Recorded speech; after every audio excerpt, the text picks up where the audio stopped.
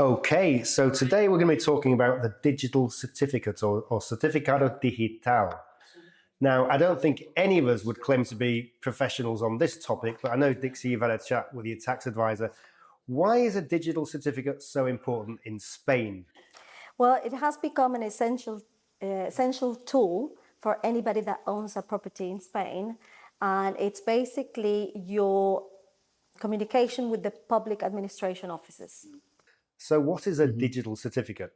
Well, it's your electronic identity. So it has the same legal meaning or power as physically signing documents. Okay, so that kind of gives you the freedom then, I guess, to sign this where you want and when you want. But what can you do with it, Dixie? Okay, for us, we want to relate this to obviously properties, which is, our business.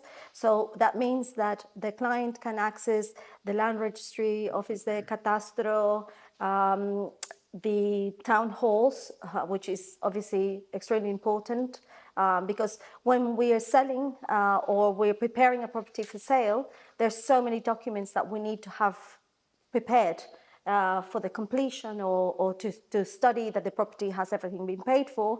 And it just makes easier access for communication with all the public administrations. So recently, we had a property which was being completed, and the client had assured us that she paid her EB receipts, her council tax receipts, and we received a communication from the town hall that there was a bill outstanding from 2016. Well, there was no digital certificate. It was very difficult to communicate with the town hall because she wasn't presently in Spain, and it basically it's creates something very difficult when you have to prove that it has been paid.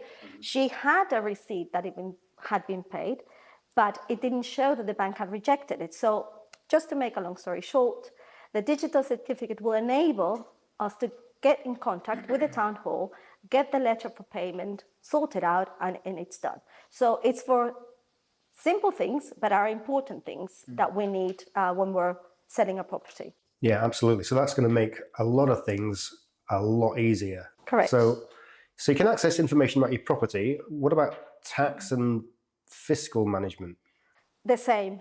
The digital certificate will allow each individual to file the tax returns, to do your non-residence tax, to basically prepare all your tax forms, also communication with the tax authorities. Now, you'll probably say, well, how do I do this? Language barriers. I also have to say that although I speak Spanish perfectly, I actually allow my accountant to deal with this on my behalf because it's the access to the authorities that's important. Obviously, that this job has to be done by a professional.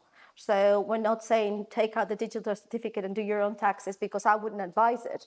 But I would certainly say it makes a lot of sense to have the digital certificate and leave it with your accountant, who is your tax advisor, to communicate. There are many notifications, as we call it in Spain, or communications from the tax authorities where perhaps the non-resident tax return wasn't filed correctly.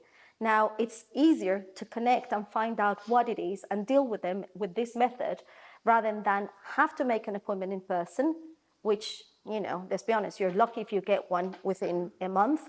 And then by that time, there'll be an expiry date to make the payment or argue a point. So the whole reason for having this conversation, as you said, we're not experts, but we feel this is very important to highlight to all our clients. We have been communicating them and offering them this, and we just really want to point out basically what are the things that you can do with it. Yeah. And myself as a resident, I recall when we used to get something through the letterbox and notifications to say there was something at the post office waiting for us. We'd have to go down there, take your passport or your residency card and go and collect this up. Then you'd have so many days to respond to it. Yeah. So this really makes all that easier. So that sounds fabulous. That's as a resident, but for non-residents, Tim, who more often than not aren't in the country. Yeah, exactly. It's vital, and so many of our clients are non-residents who are abroad in different parts of the world and have their holiday homes here. So for them, it's just going to save them time, travel, expense. It will streamline everything. And I think it will really improve what historically has been a challenge and at times a clumsy system, and the paperwork involved and the bureaucracy. So this is definitely a really positive way forward. Like Dixie said, to be able to entrust this with your gestor, your accountant here in Spain, to be able to deal with these matters on your behalf is excellent. It's simplifying the process, and also because when these communications are done, you will also receive an email to know that there is some news that need to be dealt with, so you are also aware, and then you can also let your accountant or advisor know. So yeah, certainly a positive way forward for us here in Spain. Yeah. Okay. So to have that complete access 24/7, of course, is a major advantage. I myself have had some experience with traffic fines. Now, of course, nobody likes to get those, but there's been one or two times in the past when I've lost the ticket, and that is a problem, isn't it? I believe you. Were you speeding to a viewing, Julian? Sorry. Most probably. Now, and there's been one or two occasions when I must have lost tabs on losing tickets, and then when I've gone to pay the taxes annually, it's then also being flagged to me that there's been a speeding ticket there, which is now months past its date, and I've had to pay more or what have you. So with this, I think we can now check if there's anything against your driving license, if you've been or the car that you drive. You'd be able to have the ability to pay it online. You see if you've got any penalty points, and so that as well, I think, is another part of life here in Spain, or as a resident, if you're here part of the time, where it's going to be really helpful.